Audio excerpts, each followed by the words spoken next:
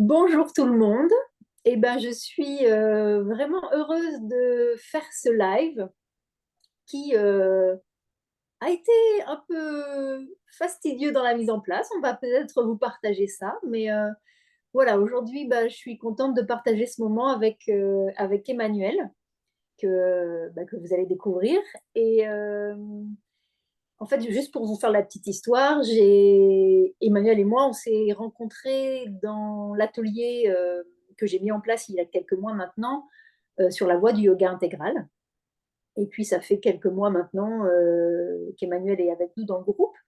Et on a eu l'occasion d'échanger un peu plus longuement en dehors du groupe.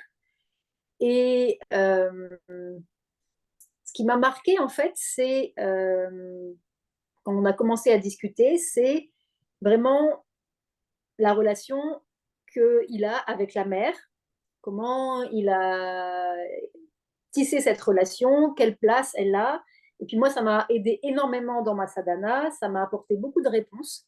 Donc j'avais vraiment envie de vous partager ça. Donc nous y voilà. Bonjour Emmanuel. Bonjour, bonjour tout le monde. Est-ce que tu peux juste nous faire une petite intro pour nous expliquer comment tu es arrivé, comment tu as découvert le yoga intégral? Eh ben, ça commence il y a bien longtemps.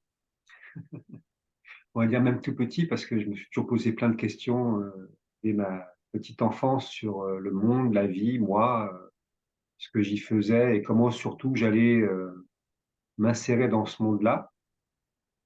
Et pendant longtemps, j'ai pas eu de réponse. J'ai cherché à droite à gauche en tant qu'enfant, mais bon, en enfant, on n'a pas toujours beaucoup de réponses auprès des adultes. En tout cas, sur ce type de questionnement. D'autant que je ne savais pas les formuler. Donc, j'ai vécu ma vie d'enfant jusqu'à peu près une vingtaine d'années, tant bien que mal. Et à 20 ans, j'ai mon meilleur ami qui débarque à la maison et qui me dit Emmanuel, Emmanuel, il faut que tu écoutes ces cassettes audio parce que le bonhomme, il explique tout. Ah, quoi? Donc, on écoute évidemment les cassettes audio, 3 heures d'enregistrement à écouter. Et à la fin de cet enregistrement, effectivement, le monsieur disait tout. Alors, c'est qui ce monsieur? C'était Sat Prem. Et les enregistrements, c'était 7 jours en Inde avec Sat Prem. Et moi, ça m'a vraiment littéralement transformé à cet instant-là précis. Ça n'a plus jamais été pareil parce que d'un seul coup, enfin, quelqu'un me disait ce que je cherchais depuis le début et comment cheminer pour vivre ça. Et donc, c'est comme ça que j'ai rencontré le yoga intégral par des enregistrements audio en écoutant Sat Prem. Et après, le défilé du reste a suivi jusqu'à aujourd'hui avec des lectures de Sat Prem beaucoup au début, puis Mère, et puis Sri Aurobindo, bien évidemment. Et puis voilà, me voilà aujourd'hui avec toi. Écoute, merci. Merci pour cette présentation, un peu de ton cheminement. On y arrive tous un peu de façon différente et c'est toujours intéressant de voir le parcours de chacun. Et c'est vrai que dans nos échanges, ce qui m'a, moi, tout de suite interpellée, je dirais, c'est vraiment ta relation avec mère ou avec la mère. Et moi, ça m'a apporté beaucoup d'éclaircissements, en fait, d'échanger avec toi, déjà sur la différence que... Oui, ça c'est important. Ce que je voulais dire, c'est que le live qu'on fait aujourd'hui, il est basé sur notre chemin personnel, sur notre expérience, sur notre conscience de l'instant, mais il est en aucune façon un enseignement, quoi. On ne se substitue à rien du tout. Donc c'est vraiment qu'un partage de nos questionnements, de nos compréhensions, de nos prises de conscience et de notre parcours. Donc ça, c'est important de le répéter parce que on remet un peu les choses dans le contexte. C'est Et du c'est coup, bien c'est... c'est bien que tu le précises parce que moi, je ne suis pas un enseignant. Là, aujourd'hui, la seule chose que je peux faire, c'est partager mon expérience personnelle. avec ce qu'elle est dans l'instant maintenant, parce qu'elle a évolué entre il y a 30 ans quand j'ai découvert, et puis le cheminement, puis aujourd'hui, ma vision de la mer, elle a évolué, changé, ma relation aussi, et je suis pas là pour faire un commentaire de Sri-Aurobindo, je ne prétends pas ça quand même. Par contre, j'ai vécu 30 ans de cheminement, et ça, c'est ma propre expérience, comment je vis tout ça. Ça, par contre, je peux le partager. Ouais. Et c'est vrai que c'est toujours très riche d'avoir ces partages-là, d'avoir ces retours, quoi. Donc, est-ce que tu peux nous donner en fait ta vision de ce que, par rapport à tes lectures, par rapport à toutes ces années de cheminement, de la mer et mer, déjà? Parce que moi, c'est vrai qu'avant de te rencontrer, c'était un peu flou. Par moment encore, je vois que c'est un concept qui est encore un peu. Il y a des choses, je vois qu'il y a des résistances en fait. C'est pas toujours très fluide, donc j'y travaille, je demande à être aidée, j'aspire à, mais voilà. Est-ce que tu peux nous faire un petit retour sur toi, ta vision de la mer et mer? Eh bien, il y a beaucoup de choses à dire, mais il y a une chose qui m'a marqué depuis que je suis dans le groupe justement que tu as créé, même un peu avant, parce que je suis sur certains groupes Facebook où des gens laissent des citations de Mersch, Robindo et Saprem. Et il y a quelque chose qui m'a vraiment marqué depuis quelque temps, c'est beaucoup de gens qui sont sur ce chemin du yoga intégral posent la question, mais mer, c'est qui, comment, quoi? Et donc, je me suis un peu repenché, moi, sur mon parcours personnel, mon cheminement, comment ça a grandi, comment ça a évolué, et comment c'est maintenant. Et j'ai essayé de réfléchir un petit peu à ça pour trouver les bons mots et la bonne compréhension. Parce que dans ce yoga, il y a une chose qui est répétée systématiquement par Satprem, par Sri Aurobindo dans presque tous ses livres. Il a même écrit des livres spécialement dédiés à la mer pour exprimer ce que c'est, qui elle est et pourquoi il faut s'offrir à elle dans ce yoga. Parce que ça fait partie du yoga intégral. Si on ne comprend pas ça, on ne comprend pas le yoga intégral, et le premier pas, en fait, même du yoga intégral, le plus important, c'est-à-dire, comme dit Mer, le surrender, s'offrir à la mer. Qu'est-ce que c'est, qu'est-ce que ça veut dire, et comment on fait, quoi. Donc, j'ai compris deux choses, enfin, deux, plein, on va dire quand même, plus que deux. Mais il y a une chose, il faut déjà remettre les écrits de Mer et de Satprem et de Sri Aurobindo dans leur contexte. À l'époque, quand Sri Aurobindo écrit sur la mer, qui fait ces deux livres, La mer et Sri Aurobindo parle de la mer, c'était dans le cadre de l'ashram pour les disciples, à l'époque où la mer et lui sont toujours vivants. Et il exprime bien que la mer, c'est une incarnation de la mère divine. De la... en Inde, il y a plein de personnifications de la mère divine. On connaît les quatre mères, Mahalakshmi, Mahasarasvati, Maheshwari et Mahakali. Mais il y a une mère, la mère de toutes les mères, on va dire. La mère, c'est Mira Alfassa. C'est pour ça que Sri Aurobindo l'a appelé comme ça. Et donc, c'est très difficile au début de dissocier mère de la mère divine. Il y a beaucoup de gens comme moi, hein, au début, quand je suis arrivé, j'ai eu une sympathie pour cette femme, Mira Alfassa, que vite j'ai appelée mère, parce que c'est comme ça que tout le monde l'appelle et c'est comme ça qu'elle est appelée. C'est son nom. Parce que j'aimais beaucoup cette femme. Au début, moi, c'est une femme, une humaine, quoi. Quand j'arrive dans le yoga intégral, j'écoute les agendas audio de mère. Ben, c'est Miral Fassa que j'écoute, c'est son histoire. Mais petit à petit, ça se transforme. Petit à petit, dans le cheminement du yoga intégral, je découvre que mère, c'est plus que mère. Puis en l'écoutant, en écoutant son histoire, en découvrant son histoire et ce qu'elle fait à travers les agendas de mère, ou les entretiens, ou même les écrits de Satprem, non, c'est plus qu'une humaine quand même. Pour arriver à exprimer des choses aussi précises sur l'intérieur, le subtil, le monde, la vie, et tous les plans possibles, on est quand même un petit peu plus qu'humain et petit à petit, on se rapproche plus de la divinité que de l'humain. Et du coup, petit à petit, ça a grandi en moi, cette vision-là, que mère, c'était plus que Mira Alfassa. Alors au début, moi, je faisais mes prières à mère, la femme, parce que j'avais une image d'elle, une photo, je la regardais et je me connectais à cette énergie qui pour moi était encore un peu humaine et un peu divine. Et puis, en lisant de plus en plus Saprem, en lisant de plus en plus Sri Aurobindo, j'ai compris que c'était bien plus que ça, en fait. C'est la mère divine. Et en Inde, la mère divine, c'est quand même, c'est le divin. C'est une autre manière de dire le divin. C'est-à-dire la chose la plus élevée qu'on puisse imaginer. Donc, elle est la force d'action de ce qu'on appelle le divin. Donc, c'est le divin, la mère. Et là, ça change tout. Oui. Euh, c'est pas la même vision. C'est-à-dire, il y a la femme Miral Fassa, mais cette femme, c'est au-delà de ça, en fait, petit à petit. Mais il y a toute une progression pour arriver à le comprendre.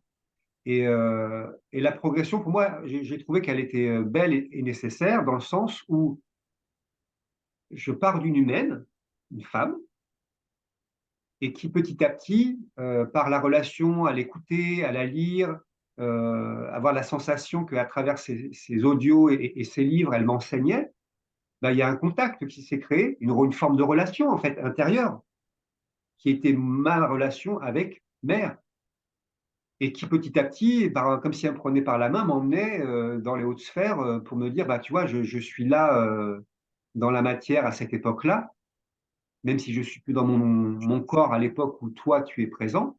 Mais je suis au-delà de ça. Je suis là tout le temps, à chaque instant, puisque je suis la mère divine. Et donc, en gros, d'un seul coup, je prends conscience que, elle est la plus grande de toutes les protectrices que je puisse avoir. Elle est le maître le plus élevé que je puisse imaginer. Elle est l'enseignante la plus élevée, celle qui a toute la connaissance, et je ne peux pas trouver mieux, en fait. Et donc, petit à petit, ça a cheminé vers Mira Alfassa, mère et la mère divine. Et les trois, c'est la même chose en fait. On peut avoir une relation avec la femme qui a été incarnée sur Terre, on peut avoir une relation avec celle qu'elle est devenue mère, et on peut avoir une relation avec la mère divine qui est dans tous les mondes. Et peut-être je vais trop vite parce que qu'est-ce que c'est la mère divine? Euh, Parce que je vois qu'il y a plein de gens qui sont perdus avec ce concept-là, ça fait pas partie de notre culture, ça fait partie de la culture indienne.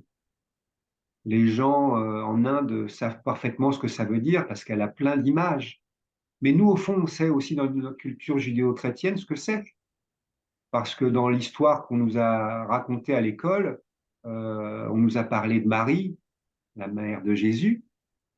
Donc, dans la culture chrétienne, Marie, c'est la mère du Fils de Dieu. Donc, ah ouais, c'est pas n'importe qui déjà. Quand on Non. dit comme ça, d'un seul coup, on comprend vite que oui, oui, il y a un truc quand même. En plus, elle enfante sans procréation, donc bon, c'est quelqu'un qui est particulier. Oui, ben oui, c'est la mère divine. C'est notre vision à nous, occidentaux, de la mère divine. Puis si on remonte plus loin, Isis et tout ça, c'est pareil. Enfin, dans toute l'histoire de l'humanité, il y a eu plein de personnifications de la mer et sur tous les continents. Mais en l'occurrence, là, dans le yoga intégral, on parle de la mère divine de l'Inde.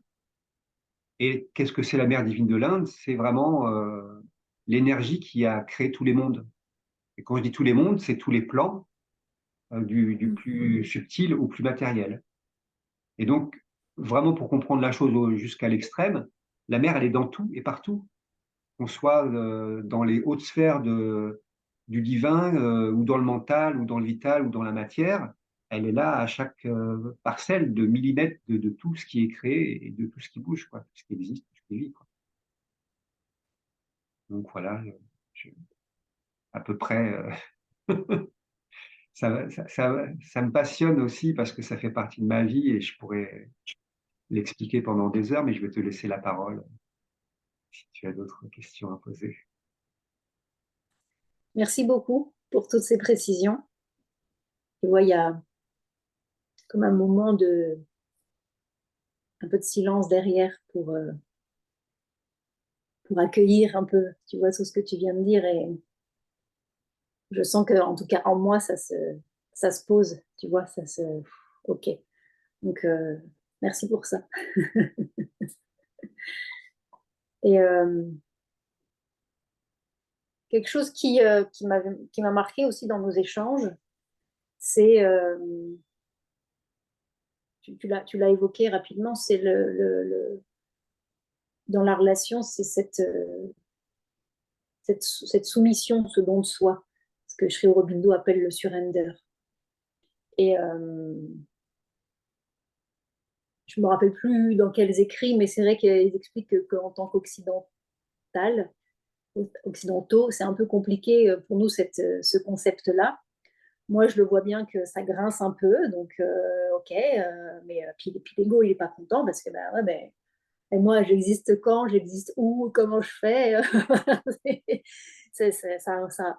Ça grince un peu à l'intérieur. On n'est pas, en tout cas, en moi, c'est un peu, ouais, ça résiste. Euh, mais je vois que pour toi, c'est devenu presque ton quotidien, en tout cas. En tout cas, si c'est pas encore ton quotidien complètement, tu y travailles en conscience à chaque instant. Donc c'est un bon exemple pour moi aussi de voir comment tu fais, tu exprimes, comment tu vis ton quotidien avec cette vision-là. Euh, donc, est-ce que tu peux nous parler un petit peu de ça, du surrender, de la soumission, du don de soi, de s'offrir à on met le mot qu'on veut pour que ce soit plus agréable pour chacun, mais bon, l'idée derrière, elle est là, c'est de s'offrir complètement à la mère divine et, et, et de déblayer au fur et à mesure toutes ces résistances de tous les corps, et ce qui n'est pas une tâche des plus aisées. Ben, encore une fois, il faut remettre les choses dans leur contexte. S'offrir à une divinité en Inde, c'est un truc normal. C'est évident, on ne se pose même pas la question. La dévotion, c'est quelque chose qui est complètement intégré dans leur vie, puisque ça fait partie d'un des trois yogas principaux ancestraux, à savoir le bhakti yoga, le yoga de la dévotion. C'est-à-dire que on s'offre au divin par des rituels, par des chants, par des prières, on se connecte au divin. Donc, en Inde, se connecter au divin pour s'offrir à lui, c'est normal. Nous, pour nous, c'est carrément autre chose, parce que nous, notre individualité occidentale, on va dire, elle est bien ancrée dans je veux contrôler, je veux maîtriser. Donc, le mot soumission, c'est un peu compliqué à recevoir. Ouais, on est d'accord. De le prononcer, déjà, on sent que, non, soumettre comment quoi? En plus, à quelque chose qu'on ne connaît pas bien, quoi. Le divin, on ne peut pas l'exprimer. C'est quelque chose, il n'y a pas de mot pour le dire parce qu'on s'est tellement élevé, plus les élevés que nous, que je me soumets à quoi exactement? Je ne peux pas avoir des informations avant. Donc oui, évidemment, pour nous, c'est dur. Même si, sans rentrer trop dans les détails, dans notre système occidental, on est soumis à un système depuis notre plus tendre enfance et que, au fond, si on regarde bien, on s'est soumis très clairement, quoi. Donc, on est capable de le faire. Mais là, en l'occurrence, c'est pour quelque chose de différent. C'est les enjeux, ils sont tellement plus immenses que c'est difficile. Et pourtant, dans ce yoga, hein, je précise bien, dans le yoga intégral de Sri Aurobindo, c'est vraiment la condition première. On ne peut pas le faire, le yoga, ce yoga-là, si on ne fait pas cette démarche-là intérieure. C'est pas possible. Alors, Mère, justement, avait dit à un moment donné, c'est vrai que soumission, c'est difficile. Donc, elle a pris le mot surrender. Mais surrender, c'est un mot anglais et il n'y a pas d'équivalent en français. Du coup, ben, moi, en fait, c'est ce qui est venu petit à petit avec le temps, c'est que, mais en fait, je m'offre. je m'offre à la mère divine. Je m'offre dans tout ce que je suis. M'offrir, c'est bien, c'est un cadeau. Je suis un cadeau que j'offre à la mère divine. Et ce n'est pas la même connotation que soumission. C'est-à-dire, m'offrir, c'est ma volonté, c'est mon consentement, c'est moi qui décide. Et je peux le faire aussi parce que j'ai compris ce que ça veut dire de s'offrir. Qu'est-ce que c'est le yoga intégral en fait? Parce que si on veut comprendre la soumission, il faut quand même comprendre un tout petit peu c'est quoi vraiment le but du yoga intégral. Et le but du yoga intégral, c'est de diviniser tous les plans jusque la matière la plus inconsciente. Et faire tout ça en conscience. Et juste, je vais donner trois exemples. Euh, J'invite chaque personne là maintenant tout de suite à juste regarder ses pensées, là, pas longtemps, hein, c'est 2 secondes, hein, et d'un seul coup, ça tourne. Regardez ses émotions, waouh, ça tourne encore plus vite. Regardez ses sensations, ouais, alors là je vois, mais en fait c'est indépendant de ma volonté. Et en fait, si je regarde les 3 plans, il n'y a rien qui est dépendant de ma volonté. Je maîtrise rien en fait. Je ne maîtrise pas mes pensées, je ne maîtrise pas mes émotions et mes désirs, et je ne maîtrise pas mes sensations et mon corps. Enfin, mon corps, je peux bouger mes mains et c'est moi qui ai l'impression de maîtriser, mais en fait, dès que j'ai une sensation que c'est pas moi qui ai contrôlé, j'ai pas de maîtrise dessus. Donc, en fait, sur ce qui semble nous constituer, on a zéro maîtrise. Alors qu'on est quand même une société où on croit qu'on contrôle tout. Mais en fait, on contrôle rien. On contrôle même pas soi, ce qu'on croit être soi. Et donc, il y a un maître, Sri Aurobindo, qui dit, bon, alors maintenant, on va diviniser la matière, donc on va diviniser chacun de ces plans-là que je viens de citer, et allez-y, hop. Bah évidemment, là, d'un seul coup, c'est visible, c'est très clairement visible. Non, bah là, je ne sais pas faire, là.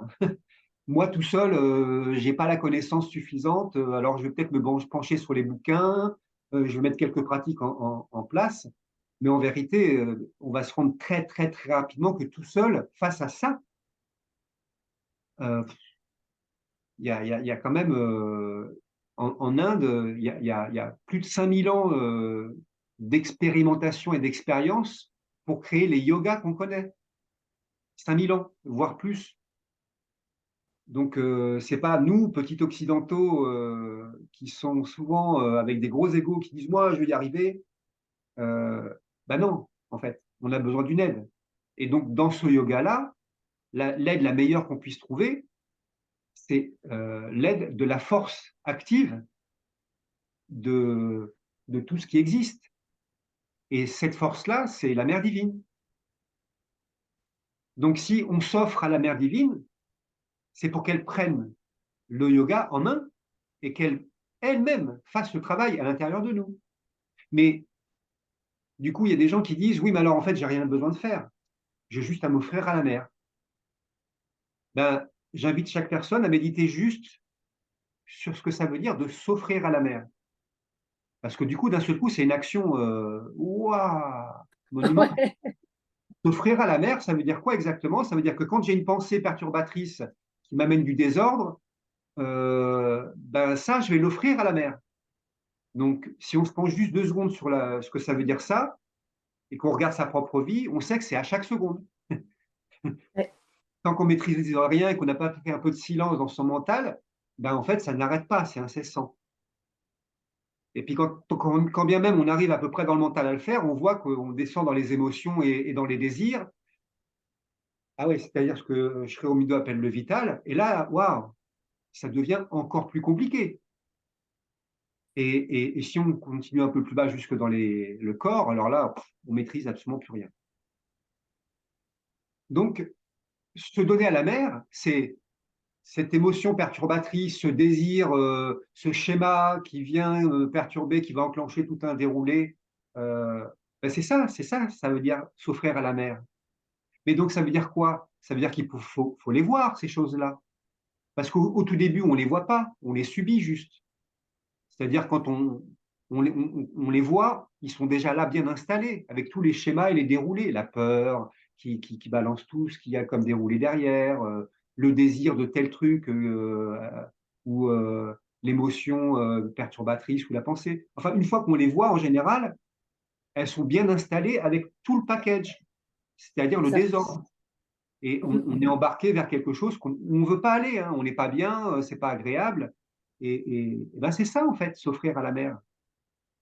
C'est petit à petit être en présence à l'intérieur de soi-même pour voir arriver la pensée perturbatrice, l'émotion perturbatrice, le désir, la sensation, et l'offrir pour pas se faire avoir par cette chose qui va amener du désordre. Donc juste s'offrir à la mer, c'est pour ça que le yoga, pour moi, il commence vraiment à cet instant-là, quand on l'a vraiment compris. C'est pour ça que c'est important, cette notion de s'offrir ou soumission, peu importe comment on va l'exprimer, mais en tout cas de se donner à la mer, parce que nous tout seuls, par notre propre volonté, on va arriver à faire quelques modifications, mais c'est énorme. Et plus on descend dans les profondeurs, plus c'est énorme, plus c'est incontrôlable, plus on a besoin d'une vraie aide. Et la plus grande aide qu'on puisse vraiment imaginer, c'est soit le divin, soit la mère divine. Et dans ce yoga-là, eh ben, on a la mère divine. Et c'est pour ça que dans mon petit préambule pour expliquer ma démarche personnelle, eh ben, j'ai créé un contact avec Mira Alfassa, juste un contact intime entre elle et moi, à travers ses écrits, l'écoute de ses paroles. Puis ça m'a permis de comprendre que Mira Alfassa, c'est la mère, enfin c'est mère. Donc elle monte, entre guillemets, dans le degré de la divinité, petit à petit. Et, et j'ai continué à entretenir ce contact, cette relation. Elle est devenue mon maître et elle est devenue, à un moment donné, la mère divine. J'ai laissé le temps de comprendre qui est la mère divine. C'est pas du jour au lendemain. Alors, Sri Aurobindo a dit Mira Alfassa, c'est la mère divine. Ça veut rien dire pour moi. Je sais pas ce que c'est la mère divine. Mais du coup, ça fait partie du yoga, du processus, de comprendre ce que c'est, de créer ce contact et cette relation, parce qu'en fait, à chaque instant, le yoga intégral, c'est ça, c'est à chaque instant, je suis avec la mère divine. Parce qu'à chaque instant, j'observe ce qui se passe en moi pour lui donner, pour lui offrir ça. Ça, ça, c'est l'intérieur. Et puis après, il y a aussi, ou en même temps, ou, enfin, je sais pas, parce que je pense qu'il n'y a pas une manière de faire, c'est chacun le fait, comme ça peut venir peut-être plus facilement pour lui, entre guillemets. Il y a aussi le fait tu vois, quand on échange, je vois bien que tu penses à elle tout le temps, tu vois. Moi, j'y pense, mais j'ai l'impression, en tout cas, beaucoup moins souvent que toi. Et dans la lecture que je fais actuellement, qui est Sri Aurobindo parle de la mer, à un moment donné, il explique, je crois que c'est là-dedans, il explique que bah, si on ne s'en souvient pas tout le temps, par exemple quand on va travailler, quand on va faire une tâche, et ben peut-être au début de juste dire ben ok là je prends une seconde, 2 secondes, je me mets dans mon cœur, je me connecte à la mer et je lui offre déjà à l'intérieur évidemment conscience, c'est ce que tu expliquais, et puis après même dans le faire en fait, je vais voilà. Et puis peut-être qu'après quand je vais faire ma tâche, ben, je vais peut-être oublier. Mais c'est pas grave parce qu'il faut bien commencer par quelque chose. Et à la fin de cette tâche-là, prendre l'habitude de dire, OK, maintenant, ma tâche est terminée, et ben, je remercie. Ou je recrée le contact. Et c'est par des petites choses comme ça qui peuvent, ça peut être en mangeant, ça peut être en faisant son ménage, ça peut être dans toutes les choses de la vie finalement. Euh, mais c'est vrai que ça, on commence à mettre en place une nouvelle conscience, une nouvelle façon d'être, une nouvelle présence à soi et aussi dans ce qu'on fait. Et au fur et à mesure, ben, avec l'expérience, j'imagine que ça va devenir beaucoup plus spontané, beaucoup plus simple et beaucoup plus automatique, en fait. Donc, ouais. Ben, en fait, c'était exactement ça. Euh, c'est progressif. Euh, le- ce qu'il faut arriver à se souvenir, c'est que on crée une relation avec la mère divine qui se fait progressivement. Alors, je ne vais pas parler de comment il faut faire, parce que chacun va trouver sa solution. bien sûr. Mais ce que je peux faire, c'est parler de moi, comment j'ai fait. Et au tout début, bah, j'ai commencé par faire des méditations en me connectant à la mer. Et puis, au tout début même, quand j'ai lu L'aventure de la conscience de Saint-Prème, il parle du silence mental. Donc, il dit, bah, dans le cheminement, ça commence par là. Ah bon, ok, bon, bah, on fait comment? Il n'y a pas d'information, il ne dit pas, donc, bah, ok, je médite, je vais descendre en moi-même et je vais essayer. Et donc, j'ai essayé de faire le silence mental, et puis bon, ça a pris le temps que ça a pris, mais ça a commencé à émerger, le silence mental. Et puis, dans ma méditation, je me suis dit, bah, en même temps, je vais me mettre dans le cœur, parce que toujours dans l'aventure de la conscience, il parle de l'être psychique, l'âme, et qu'elle se trouve derrière, au fond, dans le cœur. Ok, bon, bah alors je vais me mettre dans le silence, et puis je vais me concentrer sur mon cœur. Et puis, Sri dit, bah, il faut s'offrir à la mer. Bon, moi, d'accord. Alors, dans ma méditation, maintenant, je vais me mettre dans le silence intérieur, mental, et je vais me mettre dans mon cœur, et je vais m'offrir à la mer. Et à force de faire ça, en fait, ça a créé une méditation, ma méditation, où j'ai trois postures qui se mettent ensemble, le silence, la posture dans le cœur et l'ouverture pour m'offrir à la mer. Et donc, je me suis mis à méditer de cette manière-là. Et donc, dans ma méditation, je pratiquais déjà trois choses qui étaient primordiales dans le yoga, le silence, le cœur pour l'être psychique et se donner à la mer. Mais en même temps, ça m'a permis de créer cette relation et ce contact, puisque dans chacune de mes méditations, je m'offrais à la mer, à ma manière. Hein, je ne savais pas trop ce que ça voulait dire. Donc moi, dans ma tête, je me dis, bon, ben, je m'ouvre pour m'offrir, quoi. Je ne savais pas faire autrement, je ne savais pas comment. Donc je faisais comme ça. Mais juste ce simple fait-là, en fait, me permettait de me connecter à la mère divine. Et puis, avec le temps, euh, quand des fois j'allais pas bien, ou il y avait des perturbations ou des forces du désordre qui venaient me perturber, eh ben j'appelais mère. Et je disais juste mère. Et puis il y a des fois, c'était tellement fort ce qui me tombait dessus que j'étais comme ça, mère, mère, mère, puis en boucle, en boucle, en boucle. Et puis un jour, j'ai découvert que faire ça, ça s'appelait un japa, c'est-à-dire réciter un mantra en non-stop toute la journée, parfois. Donc c'est une pratique yogique. Ah bon?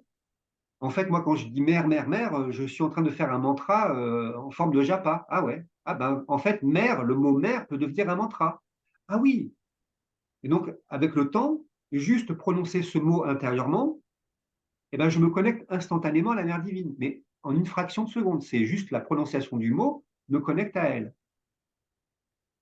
Et puis, évidemment que on va avoir tendance à s'en souvenir beaucoup plus facilement quand on a un ouragan qui nous tombe dessus. Et parce que là, on est un peu en panique et on subit le truc. Il nous faut de l'aide. Mère, ok, je, mère, t'es là, ça va déjà un peu mieux. Et petit à petit, on comprend que on peut offrir cet ouragan à la mère divine. Et donc, chacune de ces étapes-là, pour moi, ça a créé mon lien et ma relation avec elle. Une relation qui est la mienne et qui m'appartient à moi parce que c'est mes outils, c'est mes manières de faire, c'est ma sensibilité, c'est elle par rapport à moi. Et ça, n'importe qui peut l'avoir en fait, en le construisant. Et petit à petit, c'est devenu une habitude de me connecter à elle. Et comme c'est devenu une habitude, à chaque instant dans ma journée, euh, j'ai rajouté des choses comme le matin quand je me réveille, la première chose que je fais, avant je le faisais sous forme d'un mala, et 108 perles, je récitais mon mantra mère 108 fois à mon réveil, et je refaisais ça à mon coucher. Ça démarrait ma journée avec la mer, et ça démarrait ma nuit avec la mer. Donc c'était des petits rituels que je me suis construits, parce qu'ils me parlaient, ils sont venus tout seuls naturellement, Et donc, la relation avec la mer, elle se construit. Euh, Moi, ma nature, elle est plutôt dans un bhakti yoga, dans un yoga de la dévotion. Donc, j'ai une facilité à m'offrir facilement. Mais il y a des gens qui seront plutôt dans le mental et qui vont plutôt pratiquer un jnana yoga, un yoga de la connaissance, et ça va être beaucoup plus compliqué de s'offrir. De même que quelqu'un qui est dans un karma yoga, un yoga de l'action, euh, s'offrir, oui, il a un peu l'habitude parce qu'il va offrir toutes ses actions au divin. Mais voilà, en gros, c'est des relations, c'est une relation intime qui se crée, qui se construit et qui devient une habitude. Et à un moment donné, eh ben, on est connecté à elle tout le temps. Parce que ça fait partie du yoga. En fait, créer ce contact et créer cette relation, c'est le yoga intégral. C'est pas autre chose le yoga intégral. On croit, on va projeter tout de suite très très loin. Alors, il faut que je définisse mes cellules, il faut que je me connecte au supramental et il faut que je le mette dans mon corps. Mais moi, je ne parle pas de ça, moi, dans mon yoga personnel, de yoga intégral. Je ne sais pas ce que c'est le supramental. Les cellules, elles font ce qu'elles veulent pour le moment. Et moi, mon cheminement, il consiste juste à m'offrir à la mer. Mais juste ça, mais c'est énormissime. Ça fait une transformation tellement énorme dans notre vie individuelle. Ça change tellement absolument tout. Et déjà, si on arrive à faire ça dans le yoga intégral, mais c'est énorme. Parce que c'est ça qui prépare. Et une fois qu'on est vraiment en train de s'offrir, d'offrir chacune des choses qui émergent à la mer, on se rapproche petit à petit de son être psychique, son essence, notre âme.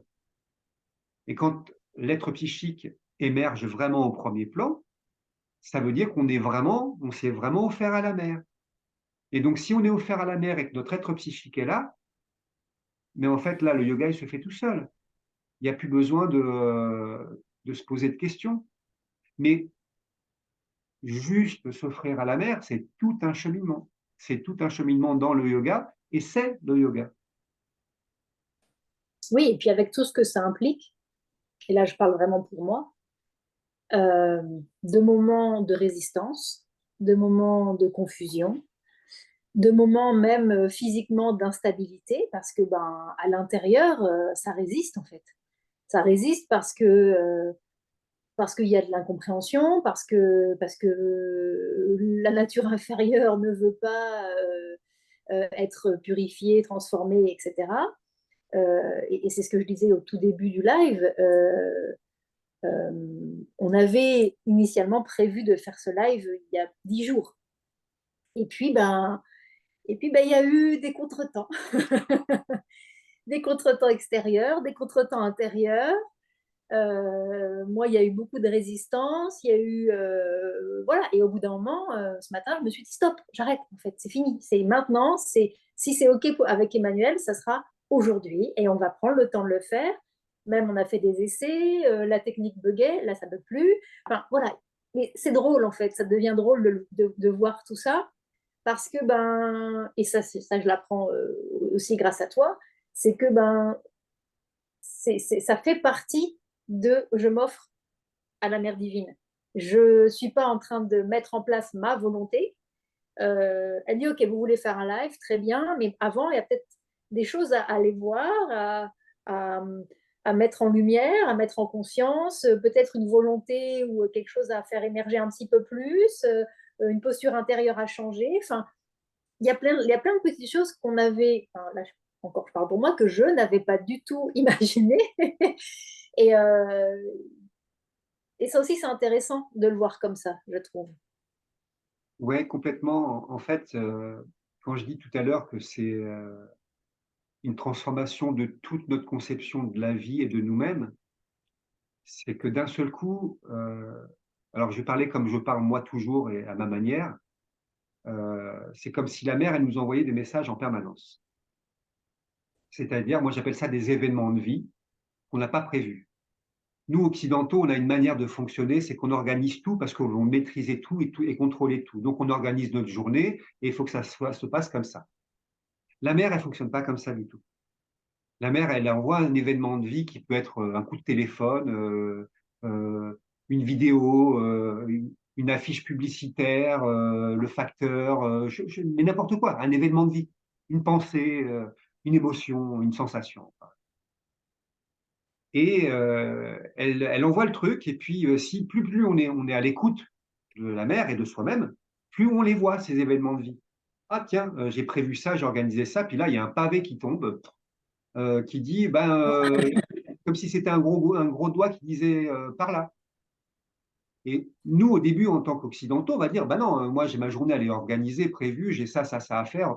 Je le vois même pas, en fait, le doigt qui dit c'est par là. Mais plus on est dans le yoga, plus on est en observation de soi-même, plus on est en train de se donner à la mer, plus ces événements de vie-là, on les voit. Et on les regarde, on les écoute, et qui disent, ben vas-y. Et si on est vraiment sur notre chemin, ben, on y va. Par curiosité, des fois, par aventure, par soumission, par don de soi, on y va, peu importe la manière. Et puis on va voir. Et puis on suit le doigt qui a un autre événement de vie, tac, tac, tac. Puis à un moment donné, on s'arrête, puis on regarde en arrière et on se dit, on regarde les enchaînements d'événements qui paraissent disparates, et en fait, ils ne sont pas disparates. Ils sont exactement ce qu'il nous fallait, mais au millimètre près, pour arriver à être qui on est dans cet instant-là. Alors, ça peut paraître complètement fou, hein, ce que je suis en train de dire là, parce que ça veut dire lâcher prise et s'offrir complètement, et suivre les indications de la mère, sans se poser de questions, sans y mettre notre mental, encore moins notre ego, et encore moins notre package occidental. Et ça, c'est difficile, c'est pas facile. Mais si on fait ça, en fait, eh ben, on est guidé et c'est tellement millimétré de perfection et de bienveillance que ça en devient déconcertant. Ça a deux effets importants.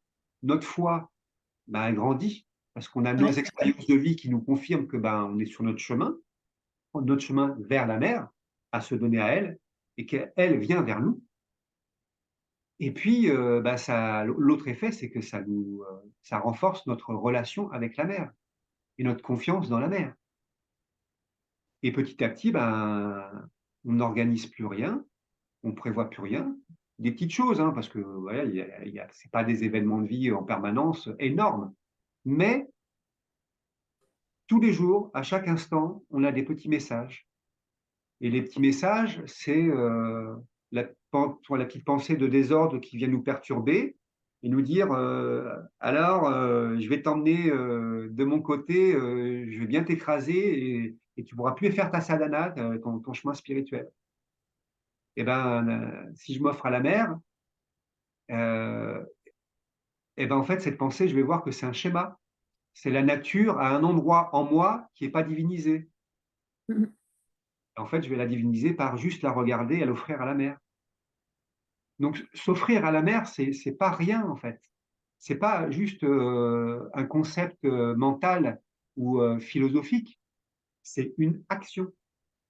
C'est énormissime comme action. C'est pas, on peut pas faire plus grand. Une fois qu'on comprend vraiment la portée de ce que ça signifie, on peut pas faire plus grande action spirituelle.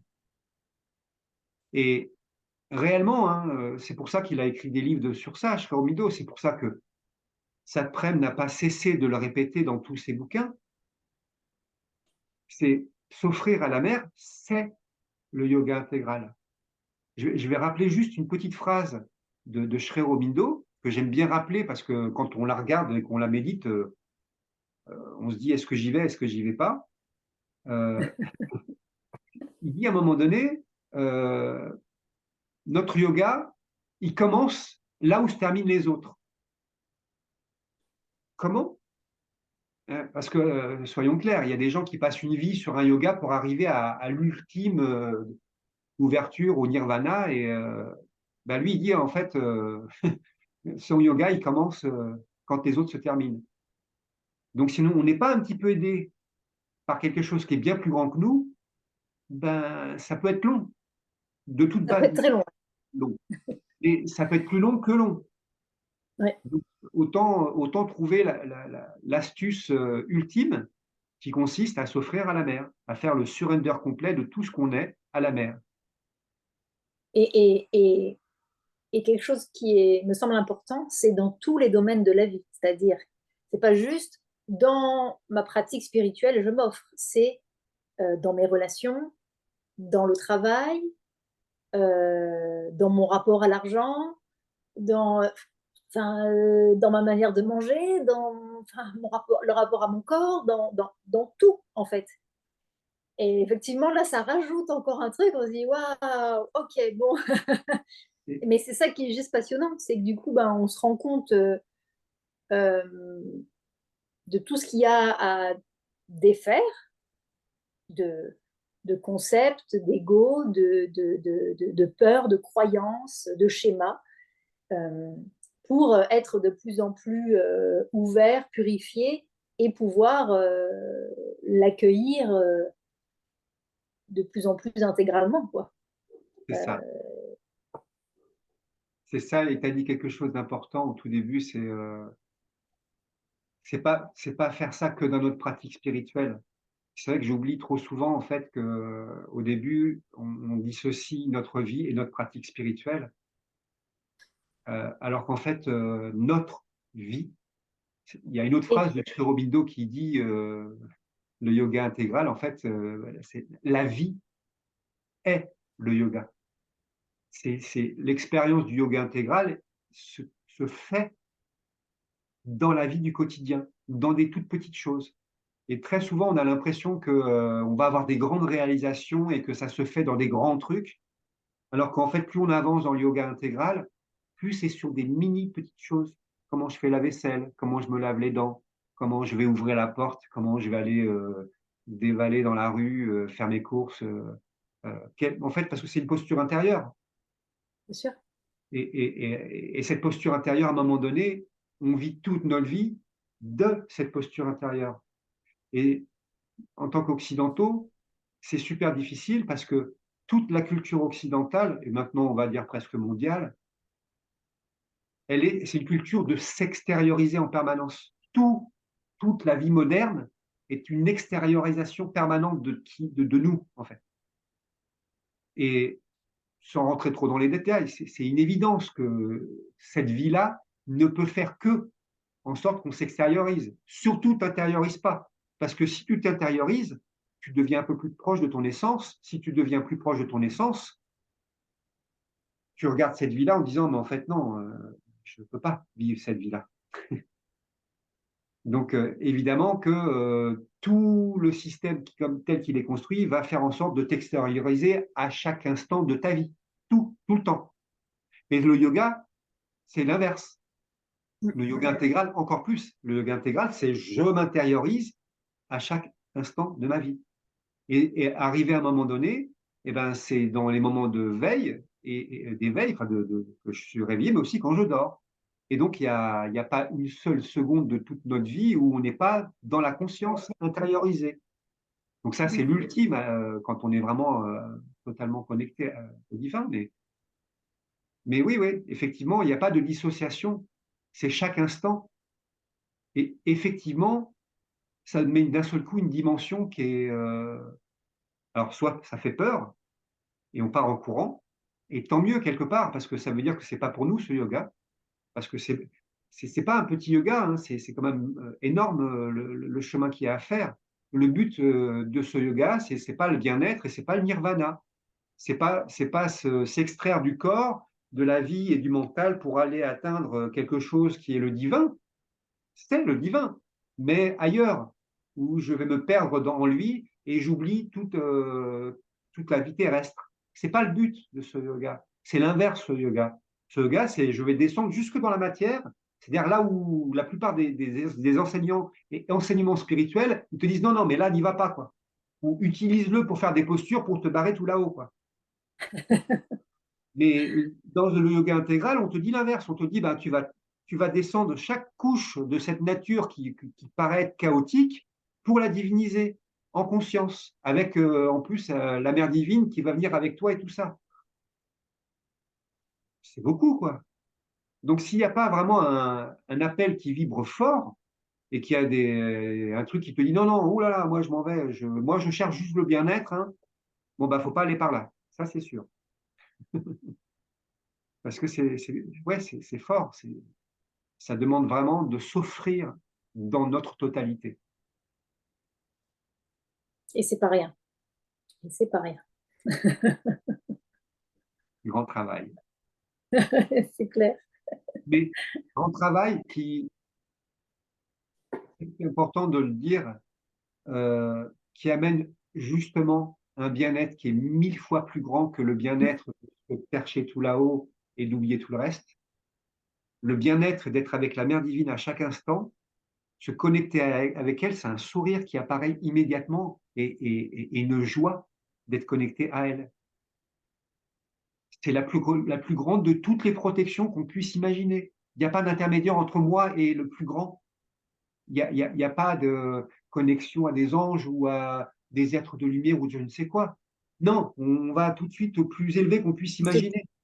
Donc, ouais, on a la plus grande de toutes les protections qu'on puisse avoir. Et puis, la mer, c'est quand même l'incarnation de l'amour le plus immense qu'on puisse imaginer.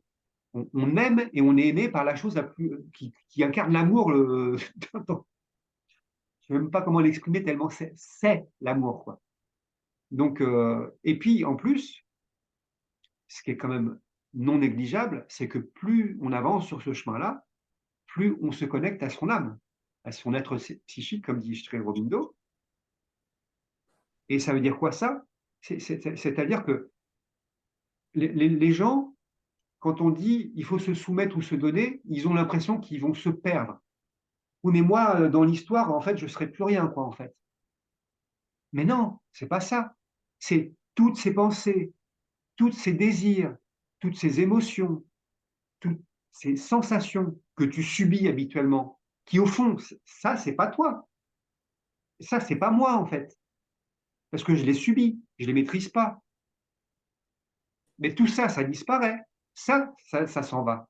Mais ça, c'est pas moi. Et qu'est-ce qui reste?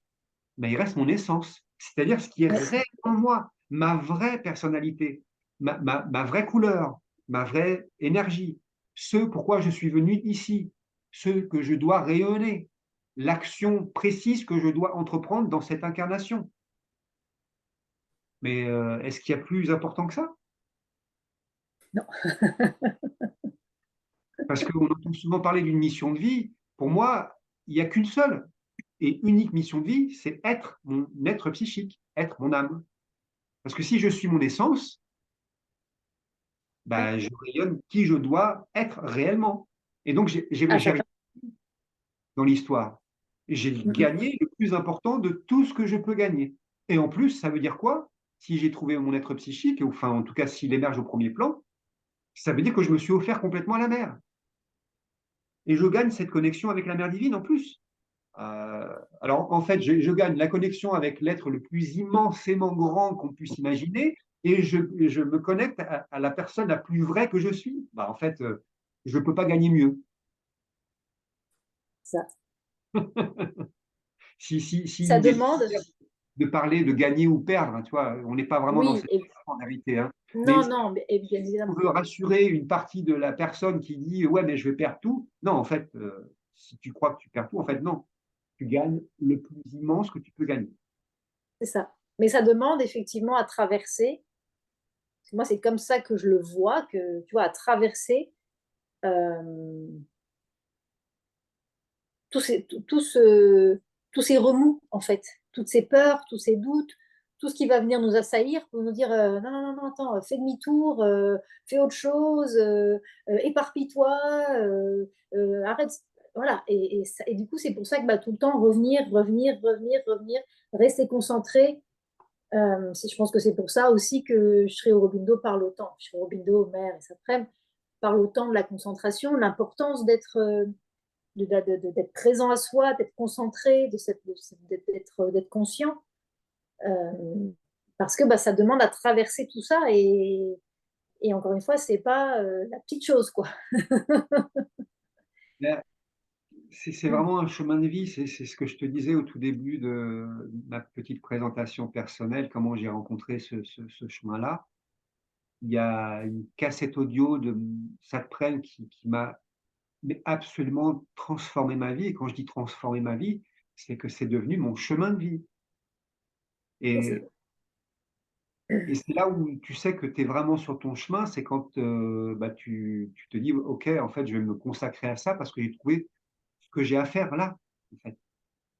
Et donc, tu vas mettre tous les efforts, tu vas chuter, tu vas faire les erreurs. Et ces erreurs et ces chutes, elles sont vraiment importantes à vivre parce que ça fait partie intégrante du chemin. C'est le Complètement. chemin, ces erreurs et ces chutes-là. Elles ne sont pas négatives, hein. Et même les mauvaises pensées, toutes ces énergies de désordre, on pourrait dire c'est mauvais. Ça, ouais, faut les combattre. D'une certaine manière, oui, il faut les combattre, mais elles ont leur utilité. C'est-à-dire qu'elles vont nous rappeler systématiquement, elles vont mettre à chaque fois en lumière ce qui doit l'être. Pour le chemin, pour la sadhana. La sadhana, c'est le chemin spirituel. Mais c'est les meilleurs guides. Leur rôle, c'est de nous perturber et de nous montrer tous les endroits qu'il y a à aller regarder et à mettre en lumière. Et nous, notre rôle, c'est aller regarder ces endroits qui sont mis en lumière pour comprendre le message qu'il y a à comprendre. Soit on va le donner à la mère, soit ça va nous faire une prise de conscience. Ah oui, d'accord, ok, là, il y a un schéma, il faut que je le modifie, il faut que je change ce schéma-là, et donc je vais œuvrer, je vais mettre des actions derrière. J'ai la prise de conscience, et derrière, je mets une action pour plus répondre à ce schéma comme je répondais avant. Et donc, en fait, à partir du moment où on est sur ce chemin-là, c'est pour ça qu'il y a plein de prières de mère dans prière et méditation qui reviennent, où elle disait tout pour toi, en parlant au divin. Elle donnait tout au divin, euh, ce que tu veux, elle lui disait très régulièrement. C'est-à-dire qu'en fait, chaque événement de vie, même le plus petit infime, la plus petite pensée, la plus petite sensation, émotion qui apparaît, c'est un moyen de s'offrir au divin, de s'offrir à la mer, et donc de progresser dans son chemin. Et donc, ça change tout. En fait, ça change le point de vue qu'on a sur nous-mêmes et sur les événements de vie qu'on vit. Il n'y a plus rien de mauvais, en fait. C'est On est ça. d'accord qu'il y a encore plein de moments où on se fait avoir et ça nous tombe dessus et on se retrouve dans un état d'esprit ou un truc qui n'est pas agréable du tout. C'est juste suffisamment fort pour nous secouer, pour nous dire ah, je me réveille, je regarde, qu'est-ce qui se passe? Ah oui, il y a un truc à voir là. Mais une fois qu'on a compris, on est reconnaissant. On est reconnaissant que ça vienne nous secouer pour nous montrer ce qu'il y a à voir et ce qui a transformé sur notre chemin. Et c'est ça le yoga intégral, ni plus ni moins. Et donc, chaque petite seconde et chaque petit instant de vie où on arrive à être en conscience et à regarder les choses, eh ben, c'est des opportunités de s'offrir et de grandir.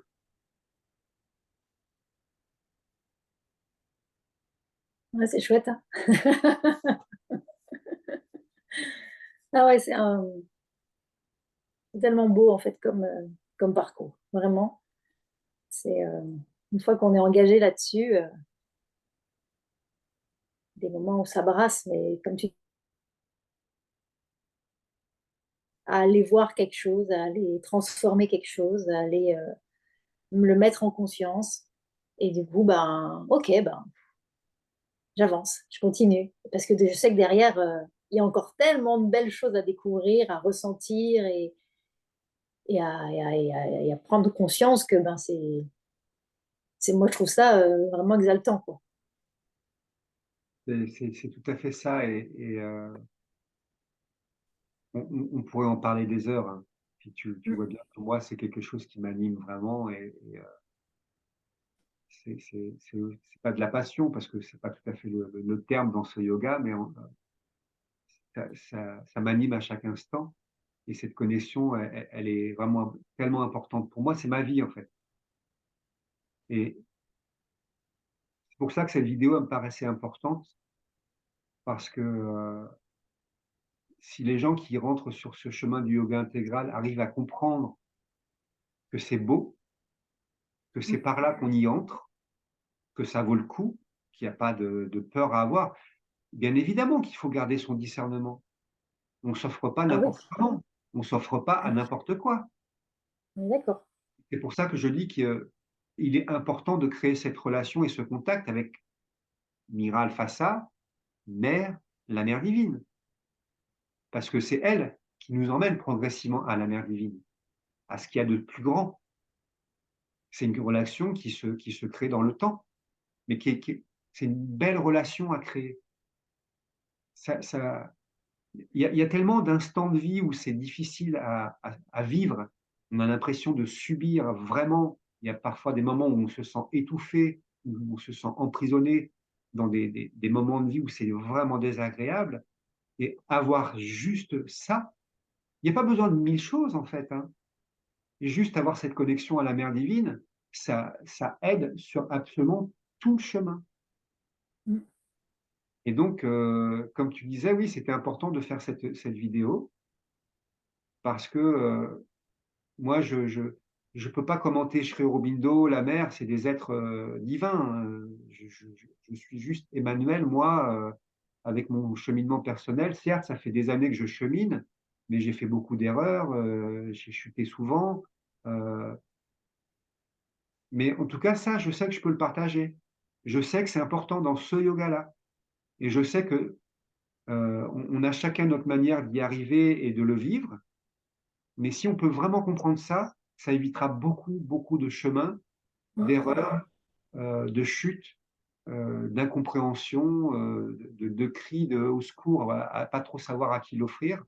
Bah là, ouais, là, on sait maintenant. C'est ça.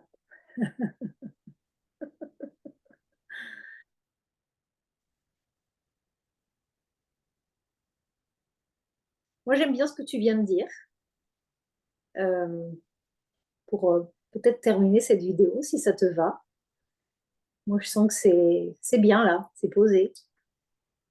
Et si c'est OK pour toi, hein, je pense qu'on peut arrêter là.